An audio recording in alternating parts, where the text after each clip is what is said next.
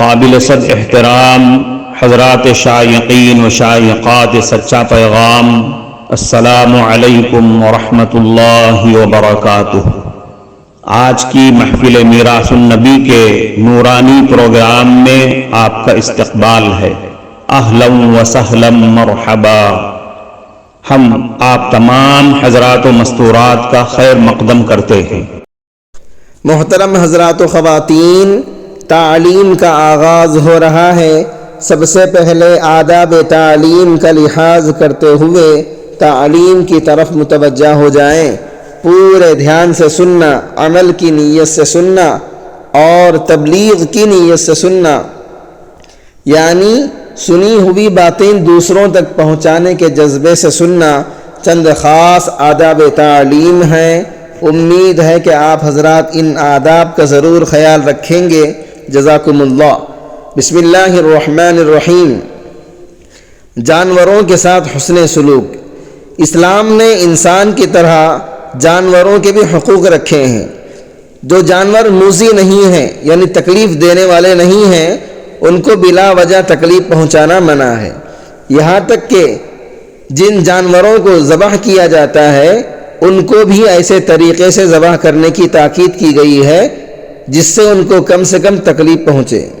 حضرت صلی اللہ علیہ وسلم نے حکم دیا کہ ذبح سے پہلے چھری کو تیز کر لیا جائے اور ذبح ہونے والے جانور کو جتنی زیادہ سے زیادہ راحت پہنچائی جا سکے پہنچائی جائے۔ چنانچہ جانوروں پر ترس کھانا، ان کی پرورش کرنا اور ان کو آرام پہنچانا اللہ تعالیٰ کو بہت محبوب ہے اور اس کا بہت اجر و ثواب بھی ہے۔ حضرت صلی اللہ علیہ وسلم نے پچھلی امتوں کے ایک آدمی کا واقعہ سنایا کہ اسے سفر کے دوران شدید پیاس لگی۔ تلاش کرنے پر اسے ایک کنواں نظر آیا جس پر ڈول نہیں تھا۔ وہ کنویں کے اندر اترا اور پانی پی کر اپنی پیاس بجھائی۔ جب وہ پانی پی کر چلا تو اسے ایک کتا نظر آیا جو پیاس کی شدت سے مٹی چاٹ رہا تھا۔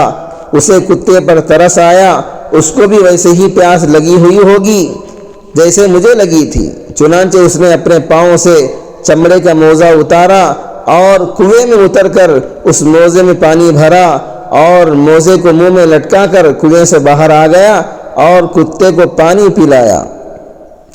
اللہ تعالیٰ کو اس کا یہ عمل اتنا پسند آیا کہ اس کی مغفرت فرما دی۔ موذی جانوروں کو ہلاک کرنا۔ البتہ جو جانور موذی ہیں، یعنی تکلیف دینے والے جانور ہیں، اس سے انسانوں کو تکلیف پہنچنے کا اندیشہ ہو، ان کو بھی ہلاک کرنا نیک عمل ہے جس پر اجر و ثواب ملتا بھی ہے۔ مثلا سانپ بچھو کو مارنے پر بھی ثواب کا وعدہ کیا گیا ہے۔ ایک مرتبہ حضرت عبداللہ بن مسعود رضی اللہ عنہ خطبہ دے رہے تھے۔ دیوار پر چلتا ہوا ایک سانپ نظر آیا۔ آپ رضی اللہ عنہ نے خطبہ بیچ میں روکا اور ایک چھڑی سے سانپ کو مار کر ہلاک کر دیا۔ پھر فرمایا کہ میں نے حضور صلی اللہ علیہ وسلم کو ارشاد فرماتے ہوئے سنا، جو شخص کسی سانپ یا بچھو کو ہلاک کرے تو اس کا یہ عمل ایسا ہے جیسے کوئی آدمی اس مشرک کو قتل کرے جس کا خون حلال ہو۔ اسی طرح حضرت صلی اللہ علیہ وسلم نے چھپکلی کو بھی مارنے کا حکم دیا ہے۔ حضرت ابو ہریرہ رضی اللہ عنہ روایت کرتے ہیں کہ حضرت صلی اللہ علیہ وسلم نے ارشاد فرمایا کہ جو شخص کسی چھپکلی کو پہلی ضرب میں ہلاک کرے اس کو اتنی نیکیاں ملیں گی، اور جو شخص اسے دوسری ضرب میں ہلاک کرے اسے اتنی نیکیاں ملیں گی۔ اس مرتبہ آپ صلی اللہ علیہ وسلم نے پہلے سے کم نیکیاں بیان فرمائی، اور جو آدمی اسے تیسری ضرب میں، تیسرے مار میں ہلاک کرے اسے اتنی نیکیاں ملیں گی، اور اس مرتبہ دوسری سے بھی کم نیکیاں آپ صلی اللہ علیہ وسلم نے بیان فرمائی۔ اسی طرح دوسرے موذی جانور یعنی تکلیف دینے والے جانور جن سے انسانوں کو واقعی خطرہ ہو ان کو مارنے پر بھی ثواب ملتا ہے۔ معزز شائقین و شائقات سچا پیغام، آپ کو اندازہ لگ گیا ہوگا کہ یہ مضمون کتنا اہم ہے اور کس قدر فائدہ مند ہے۔ کم سے کم درجے میں سوشل میڈیا کے ذریعے سے بھی ہم اس کو زیادہ سے زیادہ شیئر کریں گے تو دعوت کے فریضے کی کوششوں میں ہم بھی اپنا کچھ حصہ ڈالنے والے بن سکتے ہیں۔